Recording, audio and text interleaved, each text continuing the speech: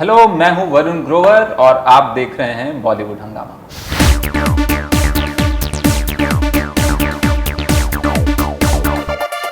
Well, there are some of the interviews that I genuinely wait for and I'm excited about.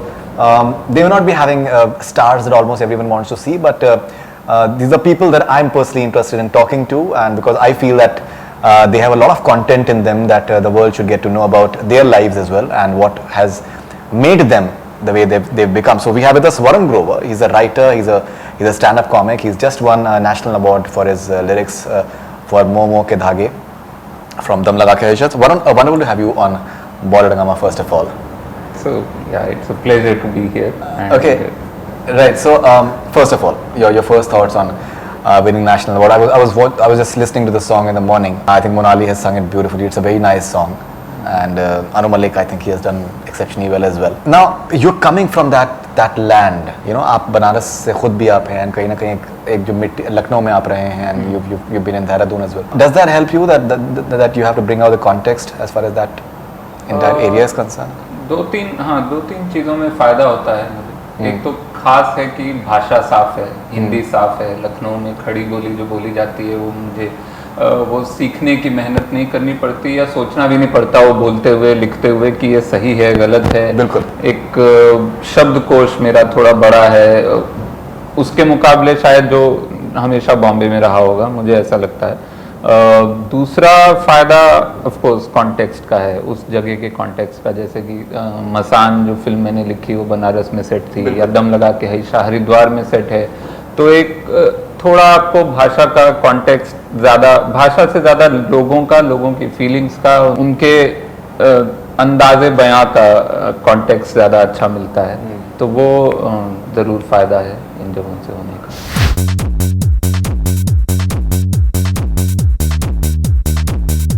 Winning a national award, does it somewhere just put a stamp of approval for you? Because these are things that are really valued as far as India. There is a question mark on this year's national award. A lot of people are talking about it, but still, national awards are definitely far more credible than any award shows that we have.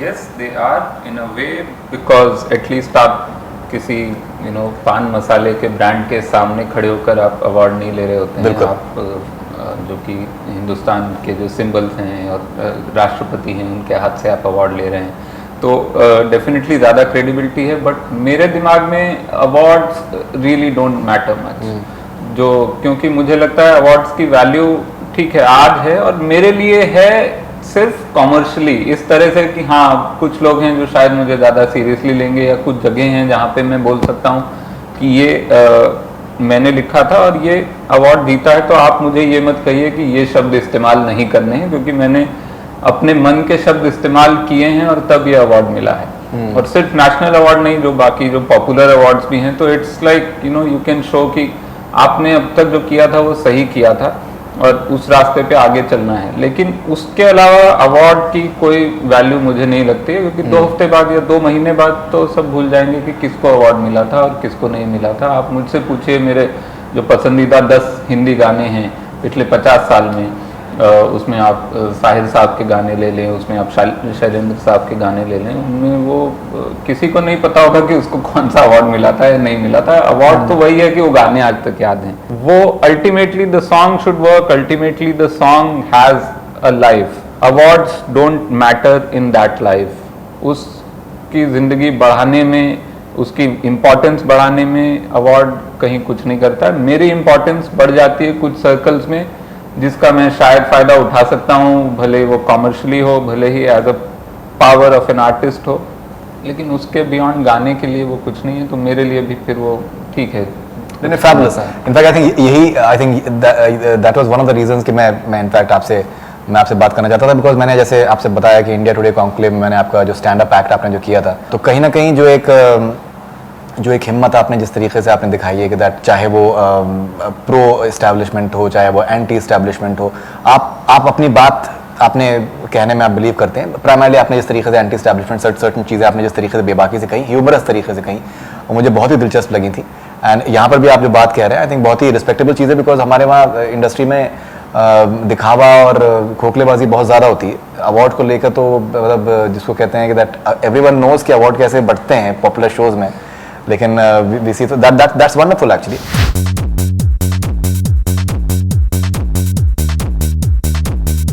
अगर आपके काम की बात करें तो I think आप even जब आप इंजीनियरिंग कर रहे थे BHU से, तो आप प्लेज लिखते थे मेरे ख्याल से, and that was something that was passionate. आपने पूना में आई थिंक आपने you are working in G software में काम किया है जी पूना में। जी, तो कैसी जर्नी आपकी रही है? अनुराग कश्यप के साथ में आप पैशन फॉर सिनेमा से आप जुड़े हो, उसके बाद फिर आपने उनकी लिरिक्स लिखी, आपने गैंग्स ऑफ वासेपुर की, जैसे आपने कहा आई थिंक वोमनिया जो गाना है वो याद रखा जाएगा, because the way you have described women I think it's beautiful, at the same time there is a tinge of humour in that as well. कैसे आप इस जर्नी को देखते हैं? जर्नी मेरे लिए तो हर दिन एक ब्लेसिंग है। मैं जितना भी मतलब जहाँ भी पहुँचा हूँ, इससे पहले जब मैं टीवी लिख रहा था तब भी मेरे लिए वो बहुत ज़्यादा था जितना मैं चाहता था। मैं चाहता था कि मैं बस सॉफ्टवेयर की नौकरी ना करूं और कोई ऐसी नौकरी करूं जिसमें लिखने का काम हो। अगर मुझे ज़िंदगी भर एप्लीकेशन, बच्चों के स्कूल के एप्लीकेशन लिखने के पैसे मिलते, मैं शायद वो नौकरी भी कर रहा होता। अगर ऐसी कोई नौकरी होती जिसमें कि आप सिर्फ एप्लीकेशन लिखें और आपको एक एप्लीकेशन का कोई 100 रुपया दे दे, मैं दिन में 20 एप्लीकेशन लिख के अपना घर चला लेता, मुझे उसमें खुशी होती। तो राइटिंग का काम मेरे लिए बहुत ज़्यादा ज़रूरी था। वो वैसा था कि मैं नहीं लिखूंगा तो मैं पागल हो जाऊंगा। क्या बात है। तो वहाँ उसके बाद ठीक है, अगर मेरी राइटिंग कुछ लोग पढ़ रहे हैं तो वो बहुत बड़ी ब्लेसिंग है, वो कुछ से ज़्यादा तक पहुँच रही है, वो बहुत बड़ी। हिंदी सिनेमा से ज़्यादा रीच किसी चीज़ का नहीं है। किताबों का, कुछ किताबों का अभी भी है, तो किताबें भी एक ज़रिया है जहाँ पे मैं लिख सकता हूँ, लेकिन ये सब मैंने सोचा नहीं था मेरे दिमाग में।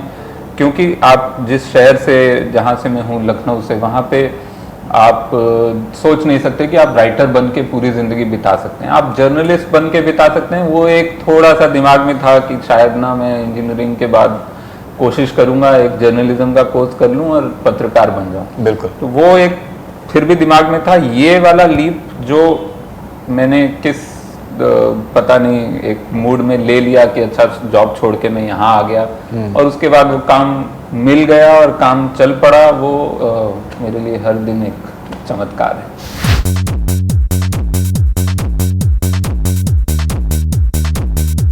आप खासा इनफैक्ट जो आपका विट है वो बहुत इंटरेस्टिंग होता है। आपका Twitter bio is that all the worlds of Mahesh Bhatt film, we are but avatar gills in it. ना अगर किसी ने महेश भट्ट साहब की फिल्मोग्राफी फॉलो करी है तो अवतार गिल उनकी रेगुलरली उनकी फिल्मों में होते हैं as a supporting cast. But why do say this? मेरे हिसाब से एक तो कि खुद को आप बहुत सीरियसली न लें, लेकिन फिर भी आप चोजन वन तो हैं। महेश भट्ट साहब का कोई तो रिश्ता है अवतार गिल से, इतना प्यार का रिश्ता है कि हर फिल्म में वो कहीं ना कहीं किसी न किसी रोल में दिख जाते हैं।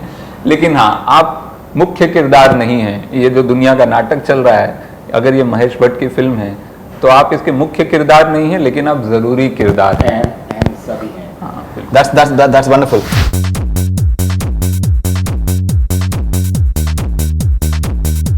Honestly, in the sense, आपका विट बहुत दिलचस्प है, and some of the things जो हैं बेसाख्ता तौर पे उस पर हंसी भी आती है। इनफैक्ट आपका मैं एक इंटरव्यू पढ़ा था कि दैट आपको मेन स्ट्रीम फिल्में जो 1990s की हैं उनसे आप बहुत प्रभावित रहे हैं, और हम आपके हैं कौन से आपको बहुत अच्छी लगी थी। और फिर आपने कहीं पे ये कहा है that I watched Renuka Shahane die in the film on Friday, I waited with bated breath until Sunday morning to catch her on Surabhi, the cultural magazine show on Doordarshan which she hosted then.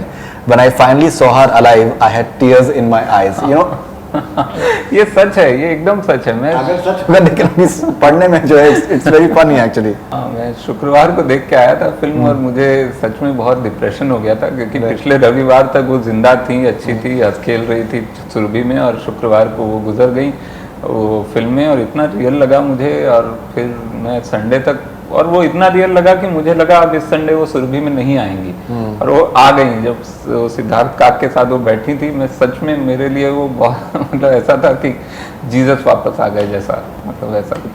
Okay, as Rakhi Sawant, who's in vogue today, is Jesus.